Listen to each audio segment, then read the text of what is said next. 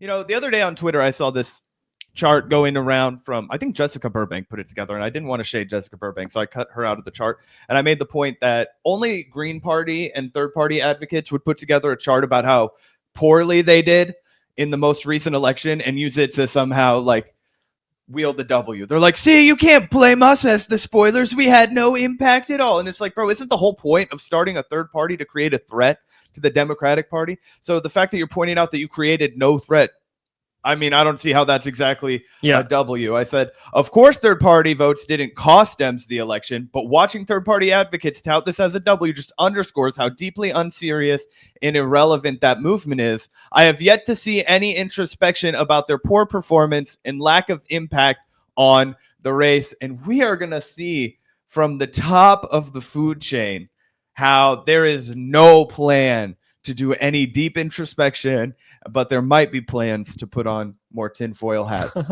And I think that when you guys watch Jill Stein here, you're going to realize why she was never able to mobilize a movement.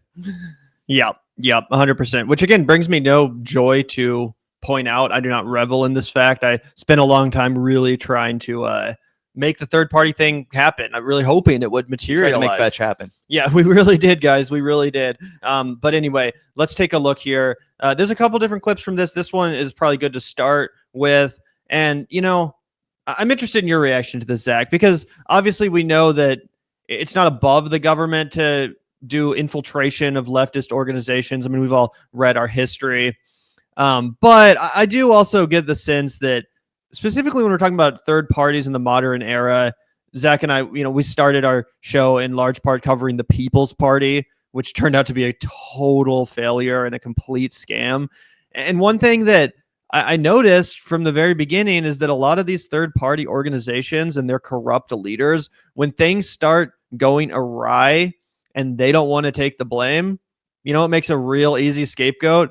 This sort of amorphous, this notion of infiltration, right? Yep. We can't take any accountability. We can't do any introspection because, the government, they're probably infiltrating us, right? And it's kind of probably their fault. It's probably the infiltrators that mess things up, right? Maybe there's some truth to it, but let's play the clip and you guys can tell us. I'm skeptical. We have really sounded the alarm about them. We had a faction that attempted to take over here in Massachusetts and to block my nomination. And we kind of recognized them I'm sorry. Stopped it. What does that mean? What does it mean? What does that mean? You had a faction that tried to take over Massachusetts and block your nomination. People who come in under very suspicious circumstances, and so people who are new to the party. They're totally new. They come in as a group, and they have they are usually carrying some. They're usually attacking our front runner and trying to elevate some kind of a really crazy.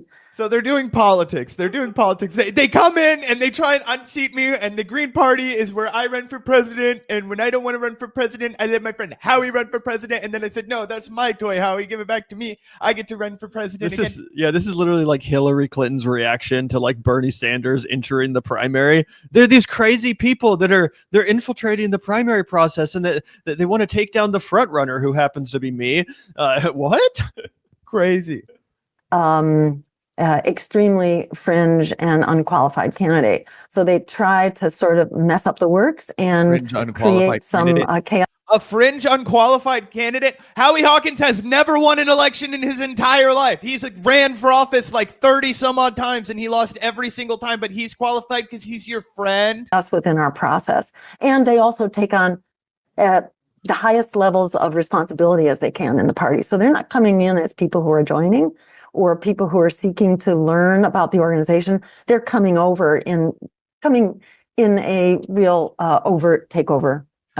Which is exactly what Briahna has constantly advocated they do for the Democratic Party. But oh my God, it's the Green Party. Let's see if she pushes back. Campaign. And how do you know? I mean, I'm just trying to anticipate any skeptical viewer who might say, well, this is someone who you don't know. Name recognition is at the top. And of course, she's going to resist people who might want alternative leadership, et cetera. So, right. Yeah. There are many suspicious circumstances. And unless you can hire a private investigator, you're not going to have the evidence. But when you have a whole group of people that come in. So she's saying that these infiltrators, she can't prove that they're infiltrators, but if only she could hire a private investigator, then there would be evidence. This is humiliating. This is what your Green Party donation money is probably going towards. Jill Stein's like paranoid, calls to private investigators to track down her primary opponents in the Green Party caucus or whatever. This is hilarious. This is crazy, bro. And again, like, you just lost for the third time. You can't take any introspection about why maybe you're not the right person to lead the party at this point. It's just this paranoid rambling. This is all you have. On top of that, she very clearly said, okay, new people have come to our party and they probably have a problem with Jill Stein a la Cornel West. Hello? Do you guys not get the picture here? I don't know if we called that one. I mean, Cornel West, I think, ran his campaign like dog shit, right? But he may have been onto something with how impossible it is to work within the Green Party, because it is just like, the hippie, gender neutral equivalent of a boys club, of like a fraternity. You know what I mean? And so what I heard from Jill Stein right there was, okay, here are some people who have looked at the Green Party like Gavin and I did, and we were like, we need to do some serious changes, but they have a lot of ballot access and they have a lot of framework and they claim to be very pro-democratic. So all we have to do is, like the Democrats, go in there and win the party over. But instead, they did exactly what the Democratic Party does. They did exactly what the Democratic Party was when these insurgent people with other ideas came in and tried to challenge them in the Democratic way. They said, oh my God, you guys are infiltrators. You guys are smear merchants. They do that shit all the time. That's textbook. Gavin put it very well. Hillary Clinton behavior. That is exactly how the DNC operates. Not only is that what they do to Bernie Sanders, but it's exactly what the Republican Party tried to do to Donald Trump, and it's exactly what the Democratic Party tried to do to Donald Trump. It is so lazy. It's so conspiratorial. And the fact that you just got 0.5%, okay, less than the Green Party got in 2016, right? Less than the Libertarian Party has gotten for a while. With the genocide going on right now. Genocide going on right now. The Libertarian Party ate shit because they all voted for Donald Trump this time around. But historically, they do way better than Jill Stein performed here. And you think the government is doing some COINTELPRO type shit to follow you around? No, what it is you don't want to take any accountability for the fact that people see that there definitely is the infrastructure, i.e. there are ballot access.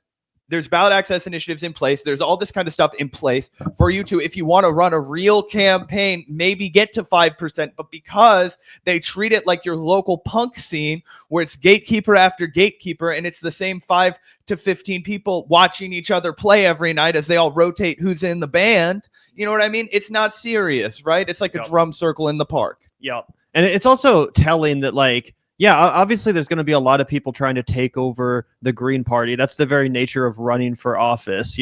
Like when you're running for office to lead a political party, yeah, by the very nature of that quest, you're trying to take it over. Guess what? Bernie Sanders was trying to take over the Democratic Party. As you said, Zach, it's a strategy that Briahna advocates for in any other context. But all of a sudden, Jill Stein gets to control this organization. She gets to rule with an iron fist and decide who becomes the nominee of the Green Party. And of course, the other embarrassing admission here is that there is no one else that is serious seeking the nomination. There is no one serious. There is no one who's a real activist who's interested in this gig. It is just a bunch of fucking freaks that are so crazy that Jill Stein has to pretend they're infiltrators, right? And between her and Howie Hawkins, they just have to pass the baton back and forth, because if they don't, it is going to be one of these crazies that fills that void. But again, the admission is that there's no one serious. There's no real activists with any clout or credibility that are interested in taking over the Green Party. They didn't want anything to do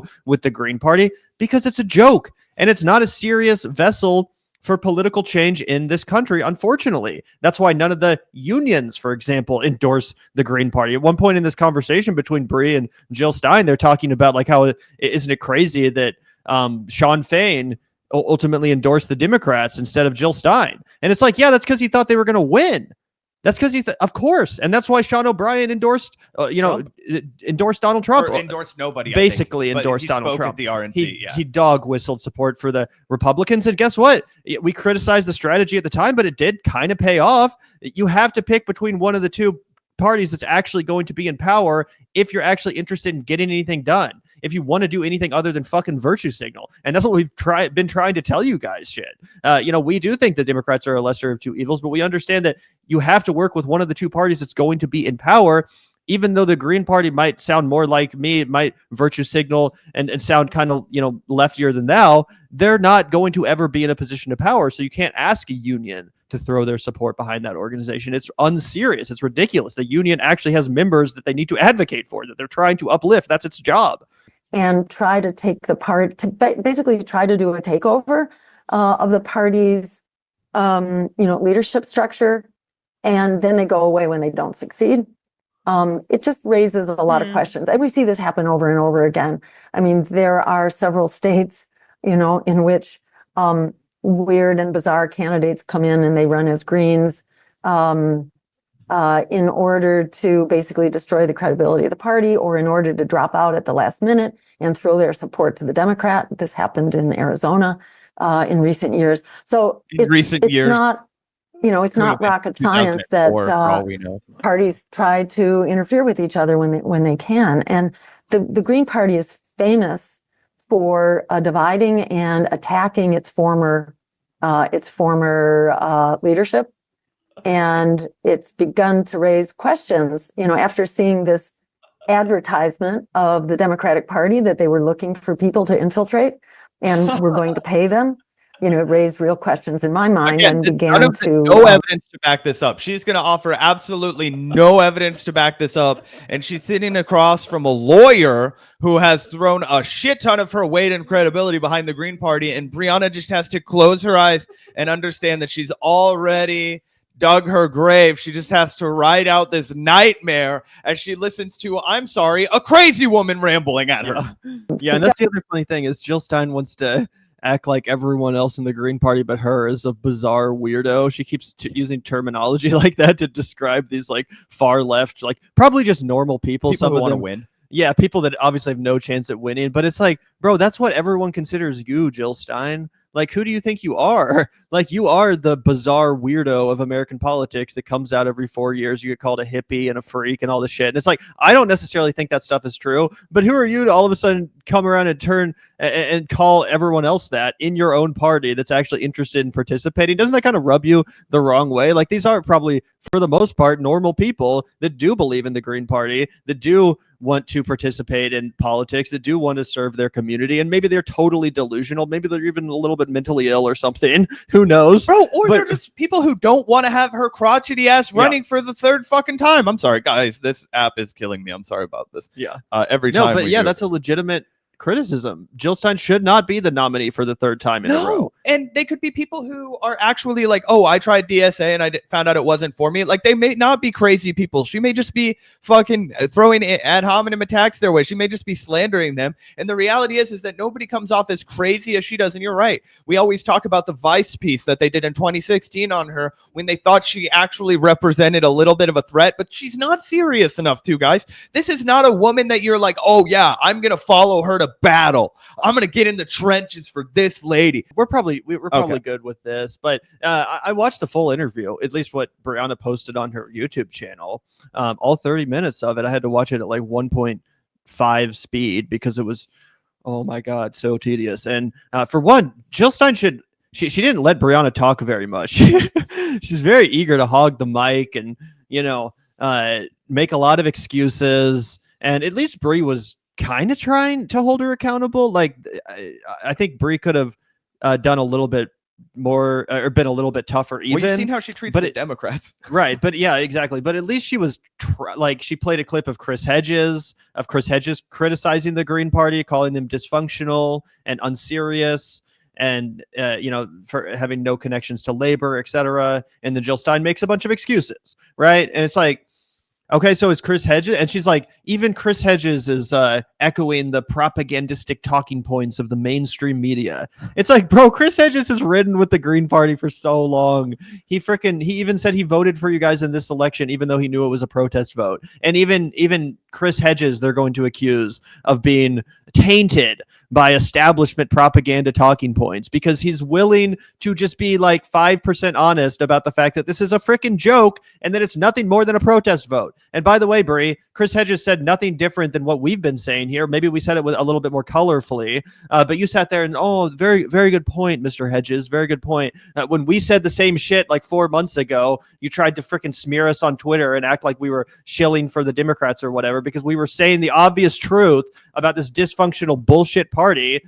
Anyway, Here, my last point is just that if you watch the entire interview, guys, and you can, it's on her YouTube channel, not once in the entire discussion are you going to hear Jill Stein take a single ounce of accountability. There's no introspection. It's all excuses. It's all blaming everyone else. Very Hillary Clinton 2016 style. It was everyone but me. Everyone got in the way of it but me. It was the media's fault. It was everyone's fault. I only got invited on CNN once. So therefore, not my fault. What are you going to do?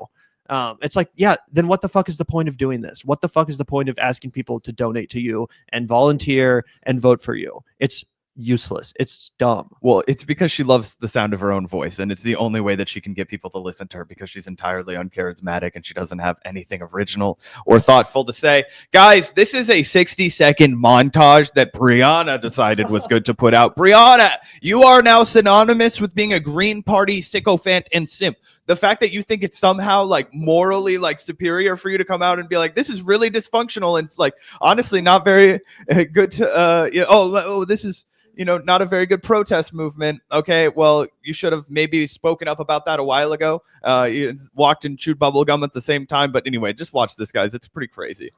I can't believe this.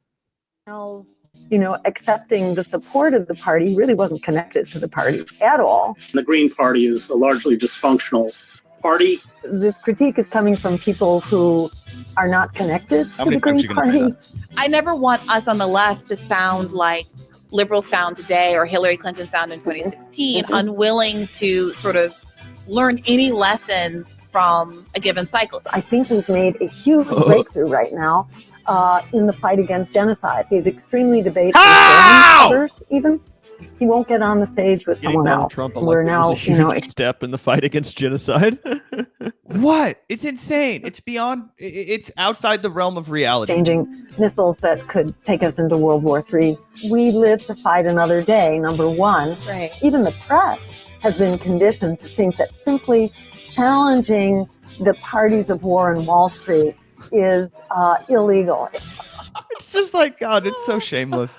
Yeah, and I don't know, man. Like, I think if I ran for president one time and lost, I would do some serious introspection. I feel we did some serious introspection on the show, and just because we called the election wrong, we predicted it wrong. We spent like 2 or 3 streams Gavin being like, called it wrong. I did hilarious. Oh yeah, performance exactly. Yeah, no, but still, we did more introspection for getting a prediction incorrect than this party has done for now 3 miserably failed campaigns, and that's not including the 2016 Jill Stein campaign, by the way, which actually was somewhat decent, which was like kind of serious in comparison to this most recent one, but yeah, totally unserious. And then they want to turn around and gaslight everyone who points it out. They want to act like we're a freaking DNC ops for saying the obvious. And then even Chris Hedges has to meekly admit it too. And he's tainted by the establishment media. Even Chris.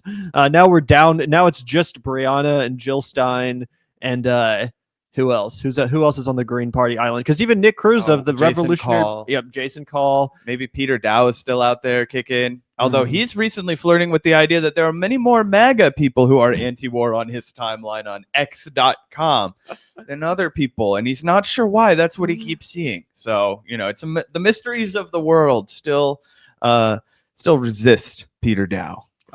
Yeah. Anyway, good segment.